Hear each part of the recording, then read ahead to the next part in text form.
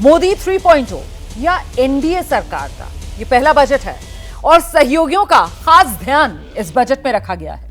चंद्रबाबू नायडू, नीतीश कुमार का पूरा सम्मान इस बजट में किया गया है। बिहार में कल से इस बात को लेकर आप जानते हैं हंगामा मचा हुआ था कि केंद्र सरकार ने बिहार को स्पेशल पैकेज देने से मना कर दिया है और आज बिहार विधानसभा में इसी बात को लेकर जोरदार हंगामा भी हुआ।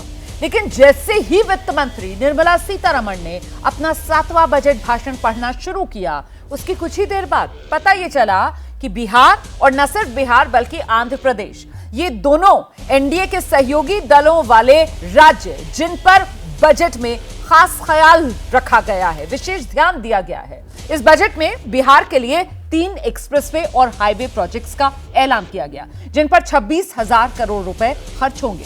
इसके अलावा भागलपुर में पावर प्रोजेक्ट पर 21,000 करोड़ रुपए खर्च होंगे और साथ ही बिहार की सबसे बड़ी समस्या यानी बाढ़ की समस्या, उससे निपटने के लिए भी 11,500 करोड़ रुपए के प्रावधान की बात बजट में रखी गई है।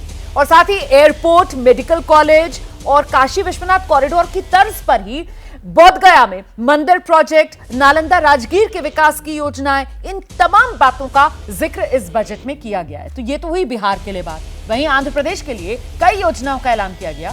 बजट के बाद नीतीश और नायडू दोनों बेहद खुश हैं, लेकिन विपक्ष आरोप लगा रहा है ये तो कुर्सी बचाओ बजट है, ये सरकार बचाओ बजट है। तो क्या बजट में सिर्फ 2 राज्यों को ही खुश किया गया या फिर ये बजट विकसित भारत की तरफ एक मजबूत कदम? इसी को लेकर करेंगे चर्चा। लेकिन पहले आज जो बजट आया है उस पर सियासी प्रतिक्रियाएं और सियासी वार पलटवार, वो देखिए आप। New airports, medical colleges and sports infrastructure in Bihar will be constructed. The requests of Bihar government for external assistance from multilateral development banks will be expedited.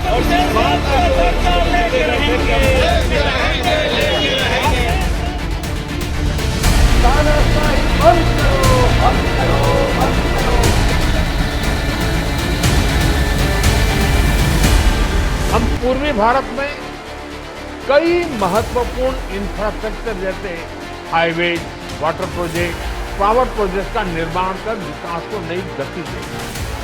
गरीबों के लिए 3 करोड़ नए घर बनाना तय हुआ है। आज का बजट भारत को दुनिया की तीसरी सबसे बड़ी आर्थिक ताकत बनाने के कैटलिस्ट का काम करेगा। विकसित भारत की एक ठोस नींव रखेगा। हम लोग विशेष राज्य का दर्जा कह रहे थे और अगर विशेष राज्य का दर्जा बहुत उनका था कि पहले से बंद कर दिया गया है, तो उसके चलते एक सहायता के लिए बिहार के विकास के लिए मदद होना चाहिए। जी मदद होना चाहिए बिहार जी, तो वो तो करना शुरू कर दिया। बिहार का विशेष राज्य की दर्जे की मांग, नीतीश जी जब हमारे साथ होते हैं तो लाउड हो जाते हैं, अभी साइलेंट मोड में चले गए। Too little too late. हम वैसे लोगों में नहीं है ना कि तालियां बजवाने के लिए खुशी का इजहार करें।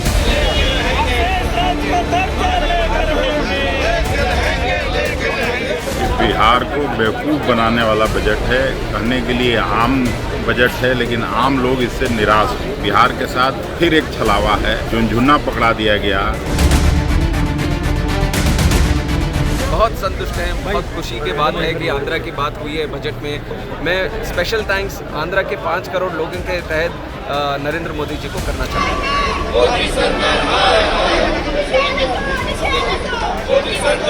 पूरी तरह से उसके ऊपर जो है वो बिहार के मुख्यमंत्री और आंध्र प्रदेश के जो चंद्रबाबू नायडू है उनका बहुत बड़ा जो है वो उसमें दिख रहा है। लेकिन हमारे मुख्यमंत्री का क्या है? हमारे और एक नेता अजित पवार जी एक पार्टी छोड़ के चले गए। महाराष्ट्र का किसी भी नाम उल्लेख भी इस बजट में नहीं है। ये अच्छी बात है, जिसको सरकार बनाए इससे अच्छा ख्याल रखेगा तो शायद वहाँ का लोग और वहाँ के सांसद उस दल का ख्याल रखें। यूपी को क्या मिला इस बजट में सर? देश के प्रधानमंत्री। हमारे आंध्र प्रदेश को अगर अच्छा पैकेज मिल रहा है तो फिर विपक्ष को इसमें सर दर्द क्यों हो रहा है?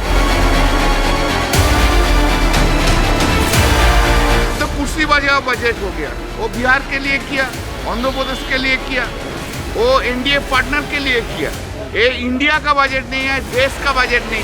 ये इसके लिए कांग्रेस ही दोषी है। इतने साल तक वो राज कर रहे थे तो क्यों बिहार पीछे रह गया? और आज अगर बिहार को विकास विशेष दिया जा रहा है तो उन्हें खराब क्यों लग रहा है? निराशाजनक। और इसे मैंने कहा कि बैसाखी बजट मैंने यूज किया, बैसाखी के budget. Bihar first, Bihari first को धरातल पर उतारने वाला बजट है। ये विकसित भारत के निर्माण में एक मजबूत नींव रखने वाला ये